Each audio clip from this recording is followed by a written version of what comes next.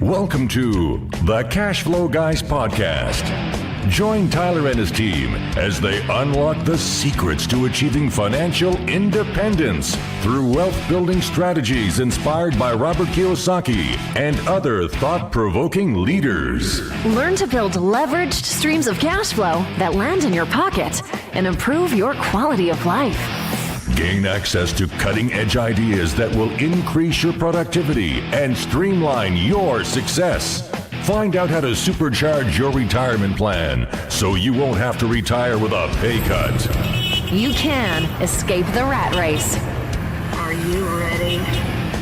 It's time to Learn to Earn with Tyler Sheff.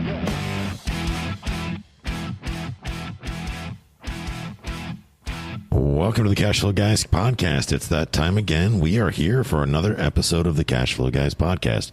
My name is Tyler Sheff, and I am your host. This week, we're going to go back to basics. We're going to talk about all the way back to the very beginning, getting started. You know, it's easy for me to get carried away, and there's so much to learn. And when you're talking about real estate investing, there's so many different exit strategies, ways to acquire opportunities, ways to negotiate deals, ways to raise capital, ways to make money. It gets carried away. And lately I've run across a lot of new investors, and I'm seeing them looking kind of like that deer in the headlights look, going, where in the hell do I get started? So next couple episodes, we're going to talk about some of the entry-level stuff, some of the basics, getting you back to basics. And we're going to start with beginning with the end in mind. Now, it's real easy to get swallowed whole by what goes on in the real estate business. And recently I was at my friend Larry Harbolt was teaching the land trust seminar, and it's interesting. There's a lot of investors in that don't even own any property, and they've been trying to invest now for a couple of years. And the beauty of Larry's seminars is that you get to spend a lot of time, breaks and after dinner and dinners and things like that, getting to meet the other people that are at the event. And I attend every one of Larry's seminars.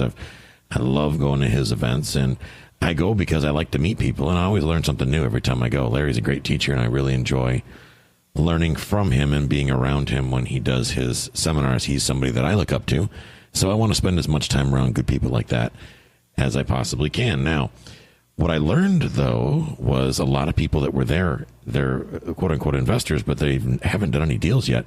And I've asked them, how long you've been an investor, and some of them have been trying to invest for several years, and they're just not ready to pull the trigger yet. They're just not there. So, ladies and gentlemen, it's been 71 episodes, and I've covered pretty much every topic I can think about that I think would help you get started in the real estate investing space. And I realize that there's many things I haven't discussed. However, I purposely did not discuss those things because I didn't want to overcomplicate this journey. This journey is complicated enough. Everybody, you go on Facebook and you go into wholesaling houses full time or one of these silly groups, and you have these wannabes on there, and people try, everybody's got their own opinion, and some poor person pops in there and says, I want to be a real estate investor. What's the first thing I should do? And there's a resounding, everybody comes in with the same answer. You should be a wholesaler. Well, I don't necessarily agree with that logic, and here's why. First of all, everybody's a wholesaler. Everybody on the planet is a wholesaler. I'm pretty convinced that we've got more wholesalers in my market in the Tampa Bay area than we do realtors, and we already have too many realtors, let me tell you. So everybody tries to do the same thing over and over again, and I don't remember who originally coined the phrase. Some people said it was Einstein and whatnot, but what's the definition of insanity? It's doing the same thing over and over again, expecting a different result. And you'd think that in real estate investing, we would get a clue and try not to repeat history, but everybody thinks they can do it better than the next, and then you wind up everybody being a wholesaler. I disagree with that whole, let's just jump into wholesaling, because, wholesaling is no joke. It takes a pretty strong stomach, a strong will, pretty strong ability to negotiate to be successful in the wholesale space.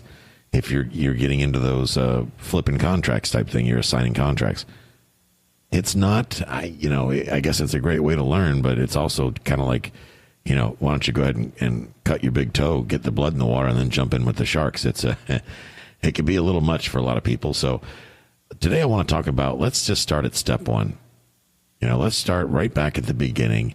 As I sit here recording this episode, I wonder how many of you have actually used the information that I've provided you so far to take action that results in achieving financial freedom?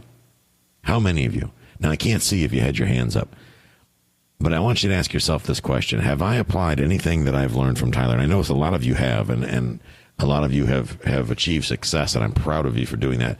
Others, I'm not necessarily disappointed in you. I wish you would have taken some action, and I realize that there are reasons why you haven't taken action yet. Some of them are within your control, and some are not within your control. However, I do think that this is the year. It's 2017. I think it's time. I think it's time for you to take that action. I think it's time for you to make a difference in your life. Now, it's interesting. A lot of you I talk to, and I really love it when people make an appointment with the Ask Tyler calls. And that, for those of you just tuning in, that's a free call that I do every Friday and Saturday. It's by appointment only, where people can book some time with me. We go over what's bugging you, where you're at, help you with a deal, anything you need help with. I love reaching out and helping those of you that are taking the time out of your day to listen to me. It is one of the ways that I give back. So with that, and I hear people have different struggles, and a lot of them come down to the same, similar, anywhere, common denominators. I don't have the money. If I had the money, or I don't know how to get a deal. So I realize, ladies and gentlemen, that getting started in real estate can be overwhelming, to say the least. So to help you move past those feelings, let's get back to basics, shall we? So stay with me for a bit. We're going to go all the way back to basics, but I'm going to give you some new information. I'm going to give you some old information, but it's all going to seem new because I'm going to bring it to you in a different way. And we'll see if this helps you get a little bit closer to where you want to be. So first of all, before we get started, I want to talk quickly about my Facebook group. You've heard me talk about it on previous episodes. If you're new to the Cashflow Guys podcast, if you go to cashflowguys.com/group, you can sign up there and take advantage of our free Facebook group. Also, recently, we started a Patreon website. What we started the Patreon website for is that a lot of people reach out, and I get emails, and people have mailed letters and sent letters, regular mail. I get emails, phone calls. People want to give back. They appreciate how much I do for them. Spending time doing this, putting out this podcast. It costs me a good amount of money. I have a staff that helps me do the editing and all this. And a lot of people have expressed that they want to make donations to help me do an even better job and give you more information and more tools and more resources in lieu of signing up for courses and things like that. So we came up with Patreon, and Patreon basically is a website you go to where you can make a donation, a monthly donation. If you want to give $1 a month, great. Some people, I just had somebody the other day from Charlotte, North Carolina, I give $500 a month as a donation. And I've had another person bring $150 a month donation. Those donations are very well appreciated. Let me tell you, I really, really appreciate that. It's not required, but if you are interested in making a donation to the Cashflow Guys podcast, which also helps support my Facebook group as well, and helps me create the content and put together the videos and cover the editing costs and all the other things that go along with the podcast, you can go to cashflowguys.com/donate. Cashflowguys.com/donate. That's DONATE, cashflowguys.com/donate. Enough of that stuff. Let's get back to basics.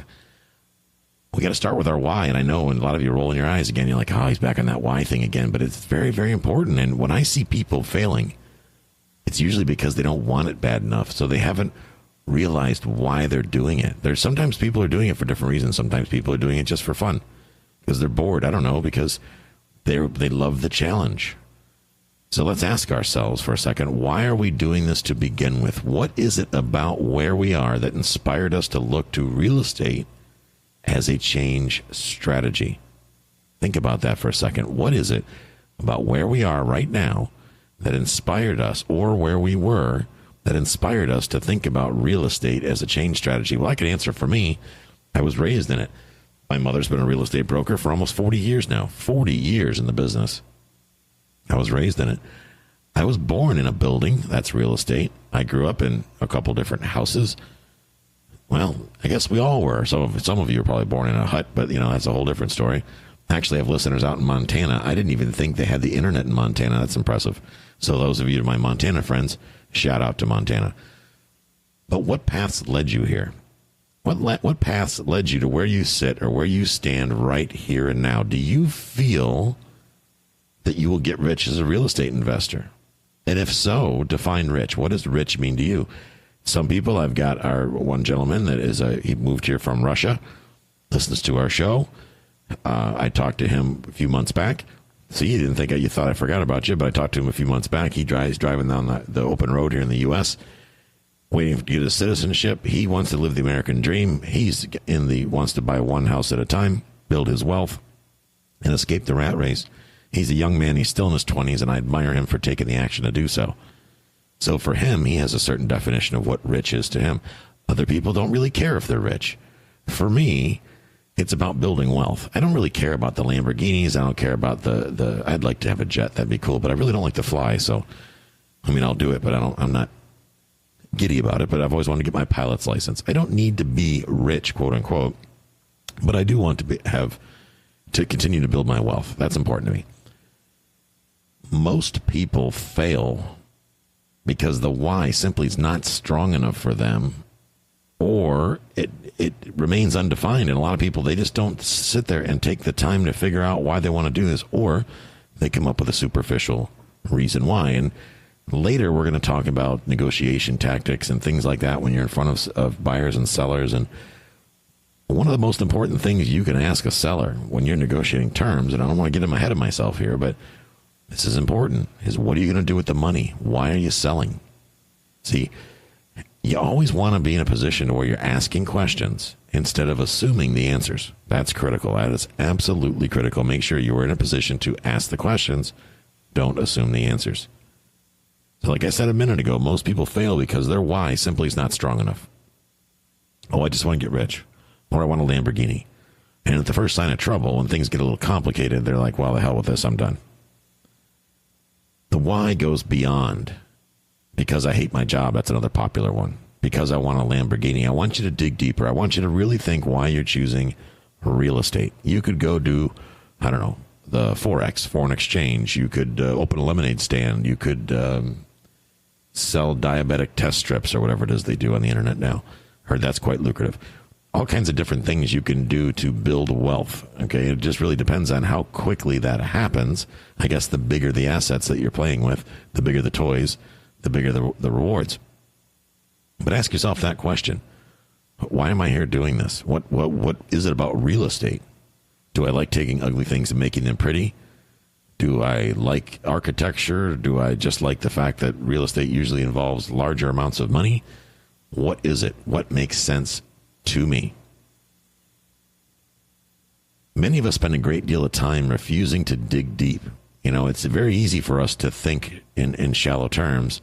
Instead we'll dig shallow and then we wonder why we can't find the gold. Think about this for a second. If you're not spending the time digging deep, looking inside of yourself, understanding the core reasons why you're doing what you're doing. I've been reading some books on the subject lately that I will mention at some point down the road when I get one of those explicit, because the title is a little graphic, but it's the subtle art of not giving a F, and I'll leave it at that. Great book. You should read it. If profanity or bad language bothers you, then you may want to skip this book, but it's got a really good story. I digress. If you want to find the gold, folks, you're going to have to dig deep. Okay, look at the mines of these days. It's the same thing. You got to dig deep if you want to find the gold. So you can't just sit there and go, well, I'm just going to try this for a week or two. Some of us simply can't move forward unless we clearly see the destination. I see this happen a lot. What I call the engineer mindset. And I have a lot of investors that are of mine that work with us, that invest in our deals, that are engineers. For some reason, I attract engineers. I love engineers because, like me, they like a lot of facts. And that's good because I can give them lots of facts. That's why they probably seek me out, because they know I got nothing to hide. And I will give them so much information, I'll clog their brain.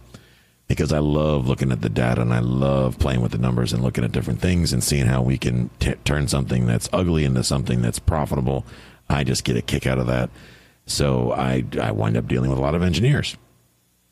And that's fine if but when you get to the point to where your need to clearly see the destination prohibits you from even taking the trip, well, that's a problem, folks. That is an absolute problem. And that's something you got to ask yourself. Does that affect you? That's what we call analysis paralysis. You can analyze. I don't care what your exit strategy is, what you do as an investor. But if you are the type of person that is deep in the analyzation part of it, that could prove to be a big challenge for you. You should think about that. Okay? You should definitely think about that. The fact of analysis paralysis, that's the reason why so many bookshelves this day and age across the country are filled with unopened real estate investment courses. That's because people feel they need full clarity and understanding before they take any action at all. I run into a lot of people this way. I have friends of mine that I'm kidding you, they've got everything from the Carlton Sheets manual from the 80s all the way up to the latest guru course. Who is it? Legacy is, I guess, the most popular one out there that's out there. Legacy education's hitting people for, they start you at $5,000, and before you know it, you're $150,000 in debt with all these shiny new credit cards they gave you. You got this beautiful bookshelf just loaded with courses, yet you haven't taken any action. That's sad. Here's the thing. I have no problem with education. I think there's definitely a place for education. There certainly is. That's why I'm an educator in this field. Didn't plan that way, but it just wound up that way. Here's the thing. All the education in the world without some action, without taking some action, is completely useless. So try not to get all caught up in buying a course to shorten the time frame. Because there's not a course out there, I don't believe, that's really going to effectively shorten the time frame. Action will shorten the time frame. Action of getting out there, knocking on doors, talking to people, going to open houses, talking to competent investors that are actually doing what you want to do. This is the key. And this is one thing that's helped me a lot, is spending some time with people that are doing or were doing what I wanted to do. And that really gave me some role models to mold my business after. You know, one of the questions you have to ask yourself is, do you want to build a business, or do you simply want a bit of income on the side? And there's nothing wrong with either way. You can go either way. You can build a business, or you can just build a bit of income on the side. Now, I'm one of these people that kind of became an accidental businessman. I didn't necessarily intend on building this big real estate machine that I've built. It just kind of happened that way. It was one of those things I reached a crossroads, and it was like, okay, this is either a side hustle or this is a full-time gig.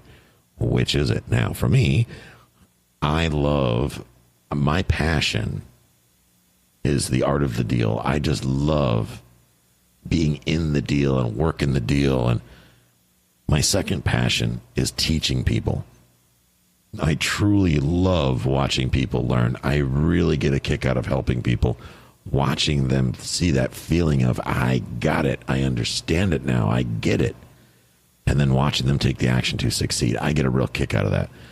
Although I didn't intend to start this big business that I have now, I'm here, and I don't regret it at all. I love what I'm doing. I love who I'm working with, the people on my team, my clients, my students. I just have a blast doing what I'm doing. I absolutely love it. And the biggest mistake I got to tell you I've made along the way is I forgot to charge people. I get such a kick out of helping people. I didn't even bother to charge people, and that put us in a little bit of a financial bind there for a while, because I spent so much time teaching people. I wasn't out doing deals myself. I took a break from doing deals, and well, then I'm not making as much money. I have to continually be doing deals, adding more assets to my portfolio to make my money. So the education piece, I was so busy educating everybody else, helping everybody else make money, I was doing it to my own detriment. So I had to stop a little bit and focus more on my own portfolio and making sure that my family is taken care of, that my family eats, before I try to save the whole world. I digress. That's a whole other story. But I know tons of people that simply love their job and they want to keep working. I met one this weekend or last weekend at the land trust seminar I was at. This guy's from Maryland, from D.C., and he loves his job. He totally loves his job, has no desire to quit his job, but does want to replace his income over time. I think that's outstanding. So essentially, he's going to use real estate to double his income because his job is such that he loves it. But usually the jobs you love don't pay that well. It pays okay, nothing wrong with it. But I gathered from listening to him talk that the opportunity for exponential increase in income from the W-2 job isn't likely based on what he does, which is fine because he loves it so much it doesn't matter to him. He's going to go out and buy some rental property, hold those rental properties for long term and use that mailbox money to go on vacation, take the family on vacation, build up his retirement account. That's his goals. And folks, there's nothing wrong with that. Nothing at all wrong with that. Some like the thrill of flipping or the hunt of buying. I love to buy. I'm telling you. I used to have a thrill for flipping. You know, I like the negotiation part of flipping. I think that's cool. But the rest of it you can keep. The hunt of buying is one that I love. I love buying stuff. Boy, I get a kick out of that. When I'm working, that's why, you know, as a real estate agent, I find myself working with buyers a lot. Although I should be listing, and nothing wrong with listing. I do quite a bit of it, but I do get a kick out of working with buyers. I love watching buyers get an awesome deal and blowing their mind. So for me, I get a big kick out of that, and I want to help people do that. So that's why I do it. So don't let the real estate investing world push you in a place where you don't want to be. Okay. I want to reiterate that again. Don't let it suck you in. So, but let's keep it simple for this episode. We're starting over again. We're going to dig deep. We're going to go back to, let's visit the two main paths of real estate. And I know there's several different ways you can go in real estate. I could probably count off 100 different strategies you can come up with right now. I've got Peter Fortunato as a mentor of mine. I've got to keep his book on my desk of different types of deals and exit strategies he's done. It's a big fat 3-ring binder. It's probably got 200 deal examples in it or something, but lots of different ways you can do things. But let's keep it simple for this one. Let's talk about the two main paths, which I'm going to call those holding rental properties for cash flow. And the second one would be speculation. That would either be like a wholesale or a flip scenario, because I think they're really very similar, wholesaling or flipping. You're basically taking something at a discounted price. You're doing some sort of improvements to it or remarketing the property and then selling it for the contract or the property for a higher value. So we'll start with investing for cash flow. That's my favorite thing in the world. But I'll be honest with you, full disclosure, it's about as exciting as watching paint dry. It is what it is. You know, I've got right now all my property, all the construction is done on all my properties. And I'm a little bored. I got to tell you, I'm a little sad because there's really nothing to do. And I went kayaking the other day and I was thinking to myself, I need another project. And then I realized that, oh yeah, I forgot. We just picked up another building over in Tampa that we're going to be renovating here soon. After we relocate some people, and we're going to be raising the rents from $700 a month to, I don't know, I think it's $950, $975. We're going to be doing some light renovations in there and some landscaping, and that'll be fun. It'll be cool. I hope that the contractors won't disappoint me this time. I'm going to give somebody that I just met recently at my cash flow event a shot at the contractor work, see how they do, and hopefully I will have a new contractor for my tool belt. We'll see. But here's the thing. You know, although investing for cash flow isn't very exciting, I got to say, over time, it can be extremely lucrative. Extremely lucrative. The key here is to buy good properties in good areas using as little of your own cash as possible. That's the goal. Okay. So think of it like a game. Your game is to acquire good properties in good areas using as little of your own cash as possible. That is your challenge. You're ready, set, go. But as a buy and hold investor, you make your money every single month for as long as you own the property. Okay. For as long as you own that asset, you make money every single month. While you're holding the property, the value of that property generally increases. And I say generally on purpose. If it's a single family home, the value is usually tied to market conditions. In other words, if an appraiser came in and looked at that property 5 years after you bought it, they're not going to consider as much that it was a rental property. They're going to pay more attention to comparable sales in the area. So that said, if the market has appreciated, if the property values have gone up in your neighborhood, then your property should be worth more money. If it has gone down, which we saw in the 2005, 6, 7, 8, depending on who you ask, crisis, and there's a potential that the property value could be diminished. That is always a risk. Now, conversely, on the multifamily side of things, if it's a multifamily property, the value is generally tied to the income it generates. Okay? And if it's commercial property, the same can be true. However, the use value in a commercial property, and when I say commercial property, I talk about a warehouse, maybe a storage building, a gas station, something like that. Its use value can also be tied to the value in addition to the income it could generate.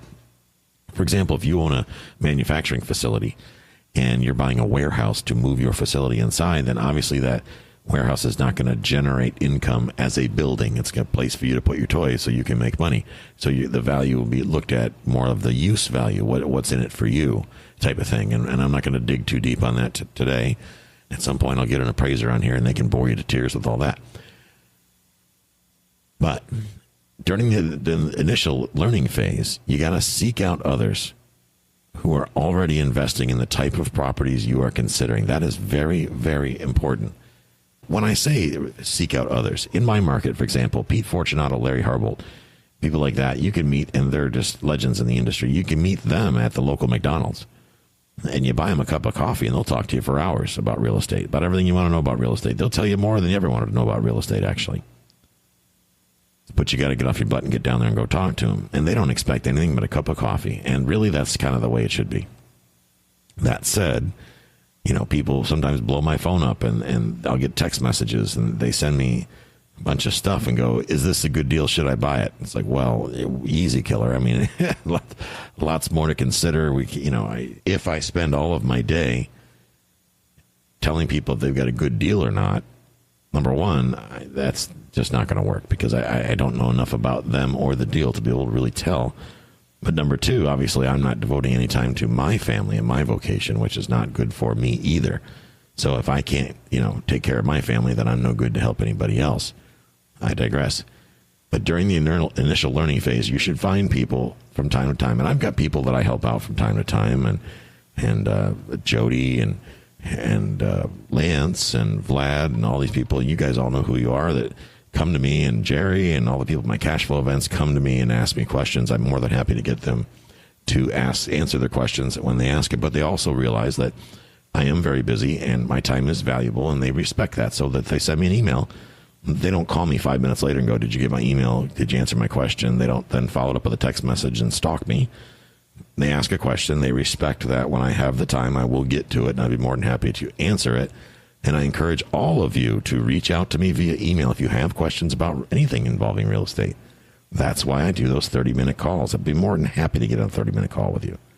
Send me an email, ask me questions. I'd be more than happy to respond with a video email going in depth with my answers. I'm here to help you. Just understand that sometimes it can take me several days, and lately it's been several weeks, to get back to you. But I do get back to everybody, so please feel free to reach out. Now, fix and flipper, well, first of all, before I get off the subject there, the buy and hold strategy is of the two strategies we're talking about today, that is the one that is taxed at the lowest rate of the two, okay, the lowest rate. Where the fix and flip strategy, that is taxed at the highest rate. So the fix and flipper, just like you see on TV, generally makes their money. Notice that you never see a buy and hold guy on TV. A guy sitting on the back porch, kind of like, well, I painted it an hour ago. I wonder if it's tacky yet. I should stick my finger in it. Nope. It's not ready yet. Better fix that part. And that's the end of the buy and hold guy. But a fix and flipper generally makes their money by buying houses that need renovations or can be changed by adding bedrooms or changing floor plans, and then later selling them for a profit. Wholesalers, the people that are wholesaling contracts or just signing contracts, essentially what they do is they find a property, they negotiate a discounted price for the property, and then they sell their rights to the contract. They assign the contract to another party for a fee. And what that fee works out to be depends. A lot of different factors. But the rehabbers, generally, what they're going to do is they're going to either add bedrooms or they'll do some rehab work, make it look pretty. They'll change the floor plans, whatever, and then later they sell them for a profit. Now, this type of investing is what we call a speculation play. So they're speculating that by doing the improvements or buying the property right, that over time, in a few months' time, that when they make the property pretty again, that it's going to sell for a significantly higher amount of money. Now, the hold times on these types of investments are usually only a few months at the longest. Okay, just a few months at the longest. Generally speaking, the rehabber buys the house in rough condition at a discount from full retail value. Now, that's not happening these days lately. The problem is a lot of these rehabbers are overpaying for the properties. There's a million reasons why they do that, but I won't go into all of them today, but we're running low on time. But after they buy them, if they buy them right, they fix them up. And sometimes if they don't buy them right, they still fix them up. And they hope to sell it for a bigger profit later. Now, this strategy is more risky than the buy and hold model. Thus, it really should yield a higher reward, in my opinion. Now, the difference is that the buy and hold thing is more of an instant profit type thing. And I say instant, I say that tongue in cheek, instant meaning like 3 to 6 months. Although I know a lot of you listening to this, your profits have taken a lot longer. And in some cases, your profits turned into losses. It is what it is. But you understand that the flipping part of things is taxed at the highest rate allowed by law. Okay, taxed at the highest rate allowed by law. So those of you that are interested in flipping, I got to tell you, you're the main target of real estate investment gurus because they know you're looking for that get rich quick. They know, they see you coming a mile away. They spend countless hours and tens of thousands of dollars figuring out how to sucker you in, how to draw you in, and they're going to charge you amounts of an education, what it will cost you to buy a house. You could buy a house for what a lot of these education programs are. Again, nothing wrong with education, but as I've always said, and I coined this phrase, it shouldn't cost $50,000 to learn how to buy a $50,000 house. Facts, folks. Facts. So those interested in flipping, like I said, you're the main target of real estate investment gurus. Understand that. Embrace that. Okay, there's an entire industry that's been created to prey on those with that get-rich-quick mentality. The safest way to proceed down this path is to take on a mentor to guide you through these shark-infested waters, folks. That's where one of the benefits of the Cashflow Guys community, if you're on Facebook. Go to cashflowguys.com/group. Join our community. If once you feel like someone's swimming around you and you see that fin come out of the water, pop on the group. Tell us about it. There's lots of experienced investors in there that would be more than happy to hold your hand and keep you out of trouble. You need people like that, folks, out there. You need people that are looking out for you because the majority of people are looking out for your wallet and they're coming to get you.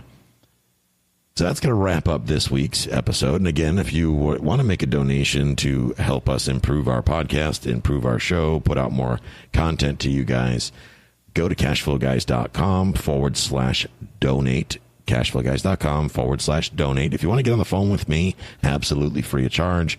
Nothing for sale, no get rich quick gimmick, no courses, nothing like that. I'm going to pitch you on the phone call. We're going to talk about whatever you want to talk about in real estate. Go to cashflowguys.com/ask Tyler, cashflowguys.com/ask Tyler. It's going to wrap it up for this week. I do appreciate you taking the time to listen to me, and I will see you next week. Have a great week. This concludes today's episode. You don't have to wait till the next episode to learn to earn. Head over to cashflowguys.com and contact Tyler and his team for more powerful tips and ideas so you can start generating multiple streams of income and escape the rat race.